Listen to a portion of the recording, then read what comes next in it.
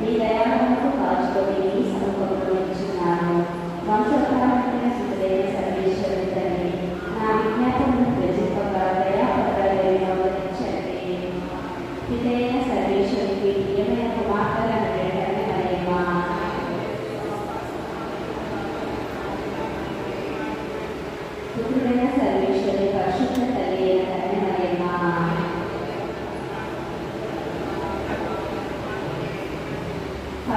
ఆధారమైన సర్వేశ్వరునికి ప్రియురాలైన కన్యమరియమ్మ,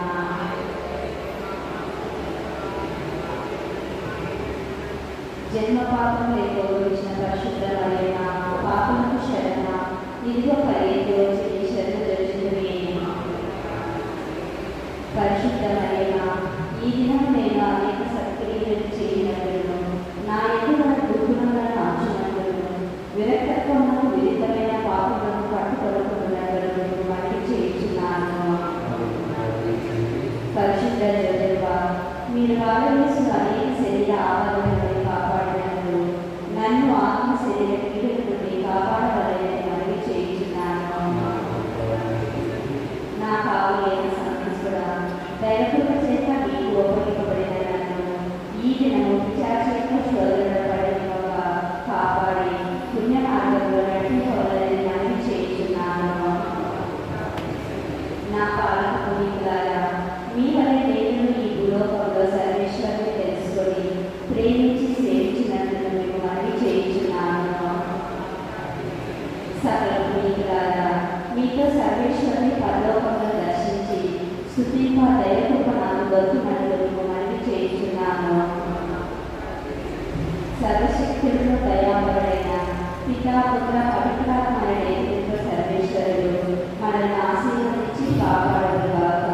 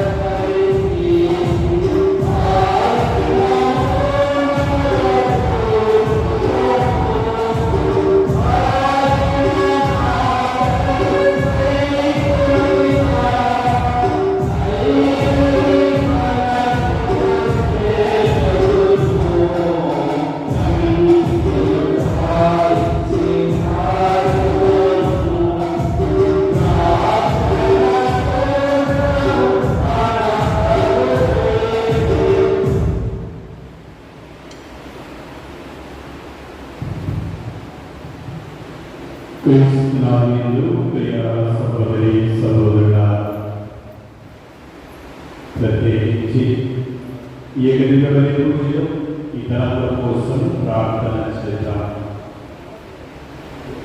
రాజుల హరితారని పుట్టినరోజు జరుపుకుంటుండగా దేవుడు వీరిని దీవించాలని మంచి ఆరోగ్యం జ్ఞానం దయచేసి కుటుంబంలో అందరికీ దేవుడు చేసిన మేలు కృతజ్ఞతలు అర్పిస్తుండగా ముఖ్యంగా వారి కుటుంబంలో ఆయన ఆరోగ్యంతో దేవుడు కాచి కాపాడాలని అదేవిధంగా ఇవి బంగారు భవిష్యత్తును దేవుడు దీవించి ఆశ్రయించి కాపాడాలని పూజలు ఆ ఆత్మ మరియు వస్తుంది.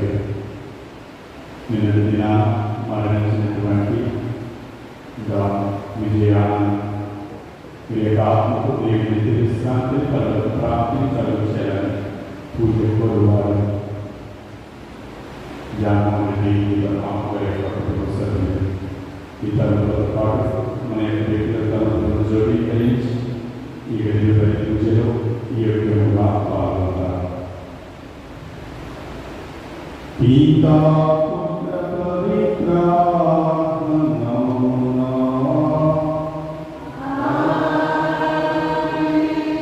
మన ప్రభు యేసు క్రీస్తు కృప సర్వేశ్వరుని ప్రేమ పవిత్రాత్మ సహవాసం మీ అందరితో ఉండును గాక.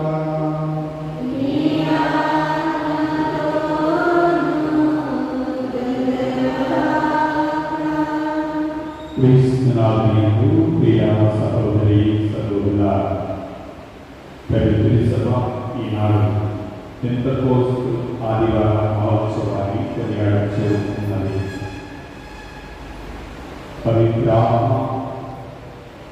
పవిత్రాత్మ వసించడం, పవిత్రాత్మ వరాలను పొంది పవిత్రాత్మ తోడుతో మన జీవితాన్ని ధన్యం చేసుకుని ఆహ్వానిస్తుంది. ఒకవేళ తప్పిదములు పాపకు విరోధము పవిత్రాత్మకు వ్యతిరేకం చేసినట్లయితే ఆ దేవాలయం పాపాన్ని కోరుకుందా పశ్చాత్తాపడగలరు.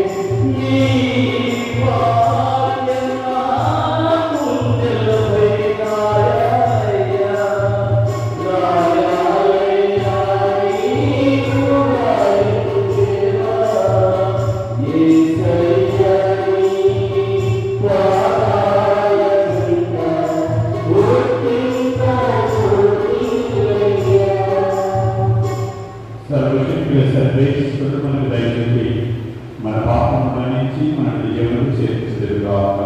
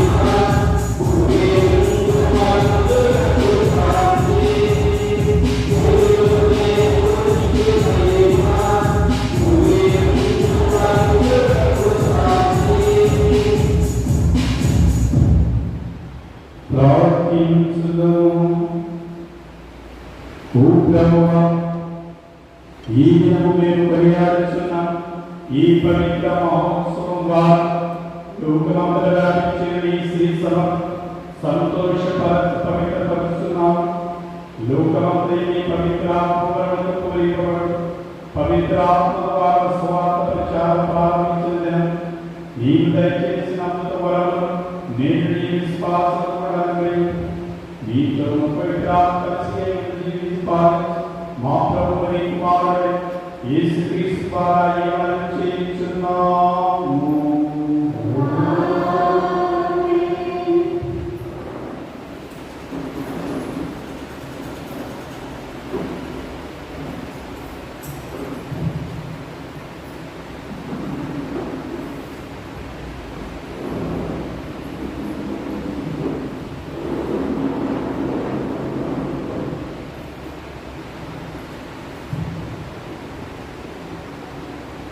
వారందరూ పవిత్రాత్మతో నింపబడి అన్ని భాషలలో మాట్లాడసాగిరి. మొదటి పట్టణము అపోస్తుల కార్యములు 2వ అధ్యాయం 1వ వచనం నుంచి 11వ వచనం వరకు. పెంతెకోస్తు పండుగ రోజు వచ్చినప్పుడు వారందరూ ఒక చోట గుమిగూడి ఉండిరి. అప్పుడు వేగముగా వీచు బలమైన గాలి వంటి ఒక ధ్వని ఆకాశం నుండి అకస్మాత్తుగా వారు కూర్చుని ఉండిన ఇల్లంతా నిండెను. అప్పుడు అగ్ని జ్వాలలు నాలుకల వలె విభాగింపబడి అక్కడ ఉన్న ఒక్కొక్కరి మీద నిలుచుట వారికి కనపడెను.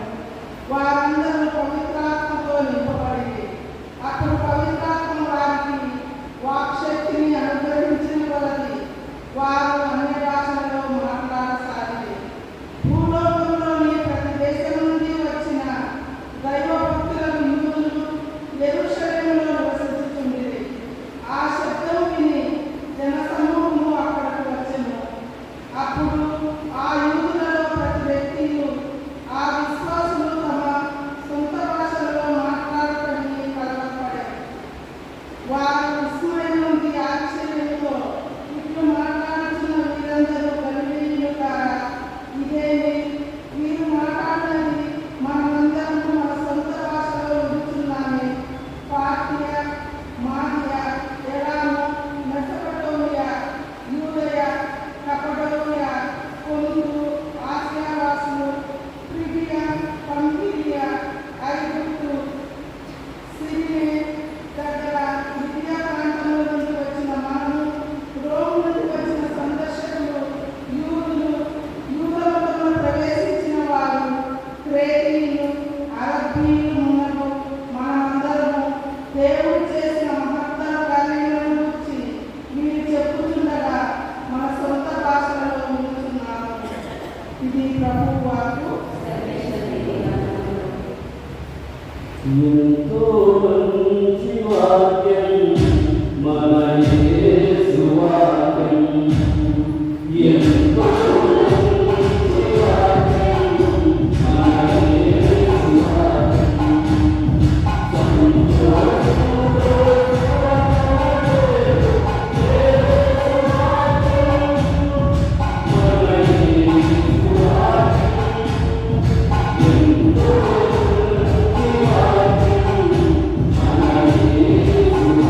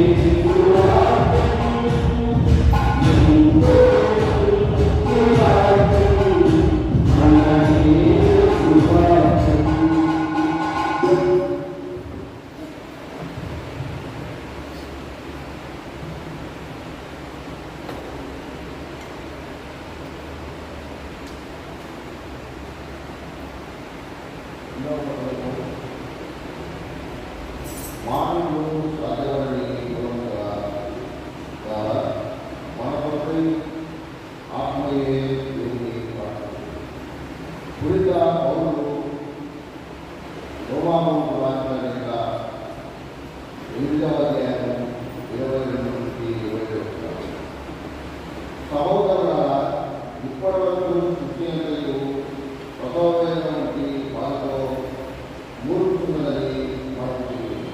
కానీ సృష్టి మాత్రమే కాదు, ఆత్మను పెరుగుగా పొందిన మనము కూడా దేవుని రసము అనగా మన శరీరం యొక్క భూమిని పొందుటకు ఎదురు చూస్తూ మనలో మనము మూడుతున్నాం.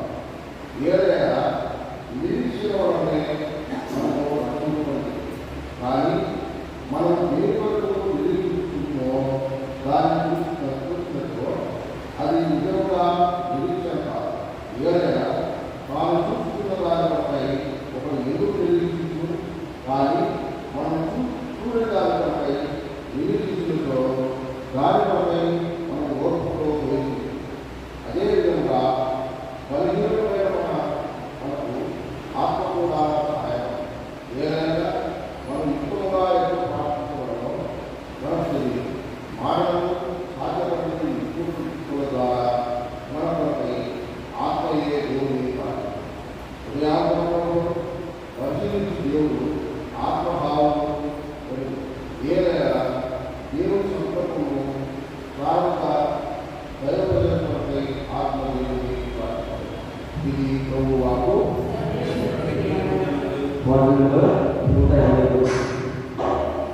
నీతిమంతుడు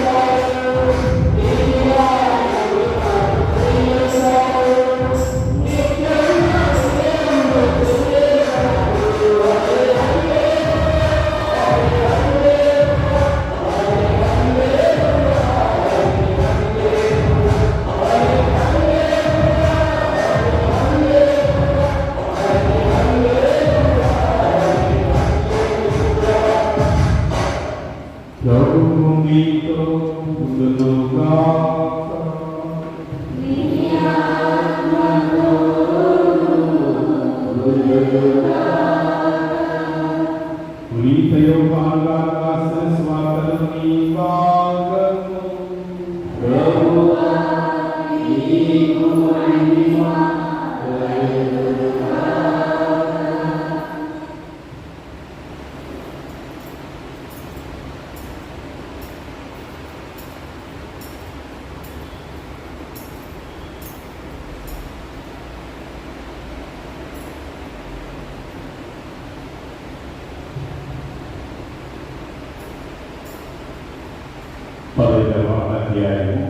26వ వాక్యం నుండి 27వ వాక్యం వరకు మరియు 16, 12, 15 వాక్యాలు.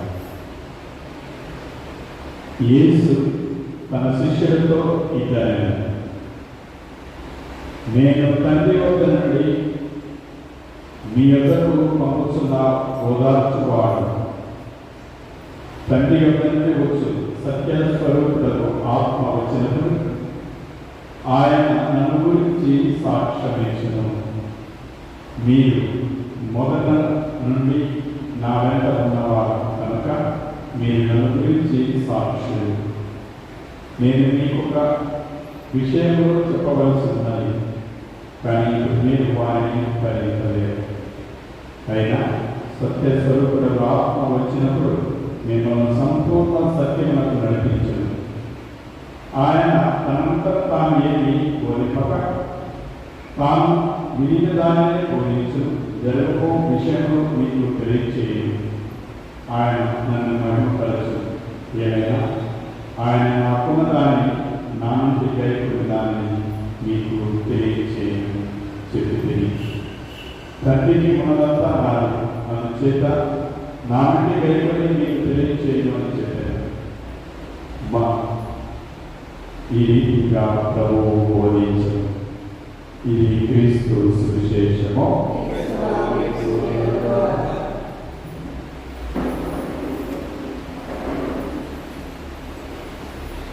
కళ్ళు మూసుకుని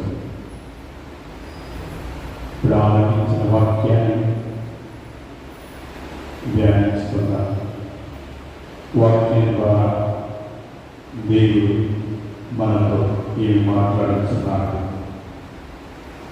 వాక్యం ద్వారా దేవుడు మనతో ఏమి సెలవిస్తున్నాడు, వాక్యం ద్వారా మనం నడిపించాలి. ఆ ప్రభువుని ప్రార్థన చేద్దాం.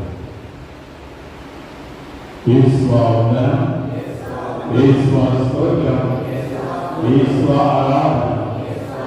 తండ్రి వందనం, తండ్రి స్తోత్రం, తండ్రి ఆరాధన. హల్లెలూయా, హల్లెలూయా.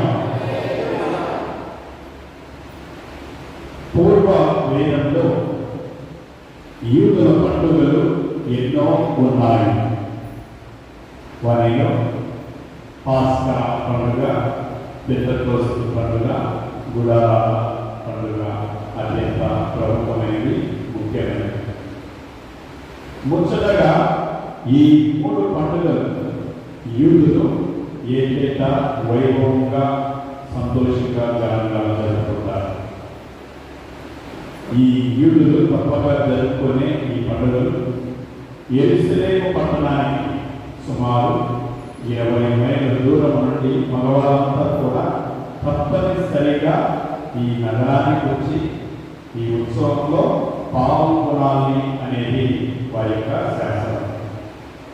అయితే సాంప్రదాయంగా పాలస్తీనా దేశంలోని నలుమూల నుండి చుట్టుపక్కల నుండి కూడా ప్రజలు తండోపతండాలుగా రావడం, ఆ యెరూషలేము చేరడం, ఈ 3 పండుగలు ఎంతో వైభవంగా అర్థవంతంగా చేసుకోవడం ఆనవాయితీగా వచ్చింది.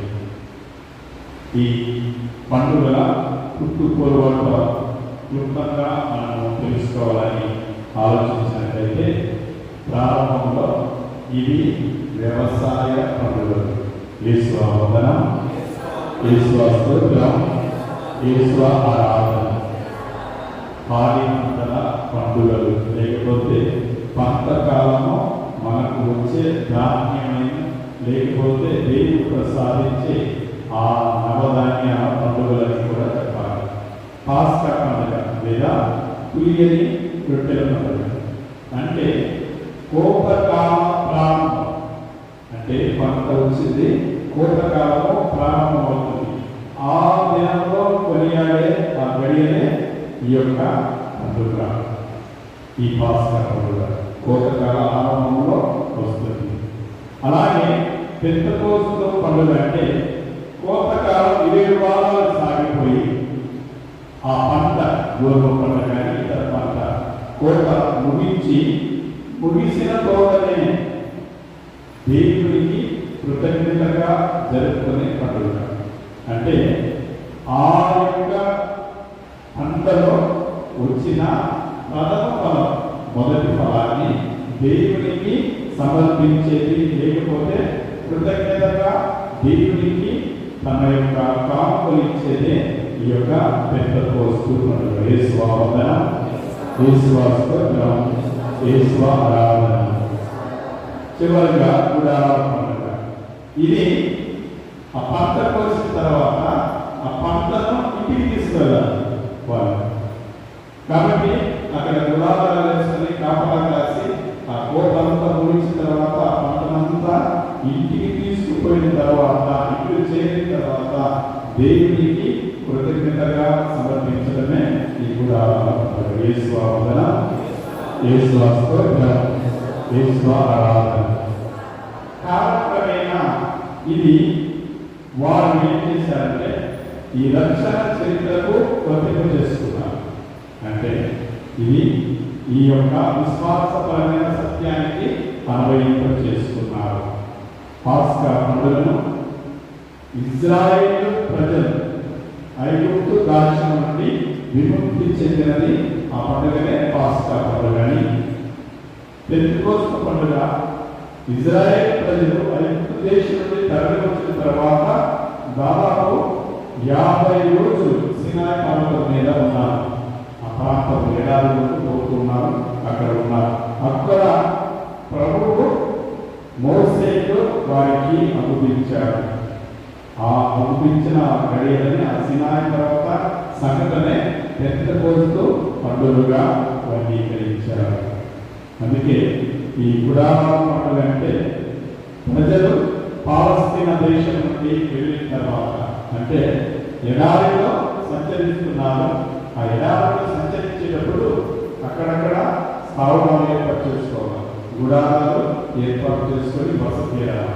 ఈ గుడారాలు ఏర్పరచుకున్న ఈ విధానాన్ని వారు ఈ గుడారాల పండుగగా వర్గీకరిస్తూ ఆచారంగా పాటిస్తూ ఉన్నారు. యేసు వందనం, యేసు స్తోత్రం, యేసు ఆరాధన. మరి ఈ పండుగ పెంతెకోస్తు పండుగ, లేకపోతే పరిశుద్ధాత్మ రాకడ, ఈ పండుగను మనం జరుపుకుంటున్నాం. దీన్ని ముఖ్యంగా మనకి ఏమి బోధిస్తుంది, ఏమి చూస్తుంది? ఇక్కడ పరిశుద్ధాత్మ క్రీస్తు ప్రభు యొక్క వాగ్దాన ఫలం చెప్పారు. ప్రభు అంటారు, నేను మీకు బోధించినవన్నీ వాగ్దానాలన్నీ నెరవేరుతాయి, సత్యమని, మీ జీవితంలో నెరవేరుతుందని తెలియజేసే మీ యొక్క ఆధారం కంటే పవిత్ర ఆత్మ. యేసు వందనం, యేసు స్తోత్రం, యేసు ఆరాధన. ఇంకొక గడియ కూడా ఉంది. ఇది పాస్కా కాలపు చివరి ఆఖరి ఆదివారం కూడా చెప్పాలి. ఈ కాలంతో పాస్కా కాలం ముగుస్తుంది, సామాన్య ఆదివారంలో ప్రవేశిస్తారు.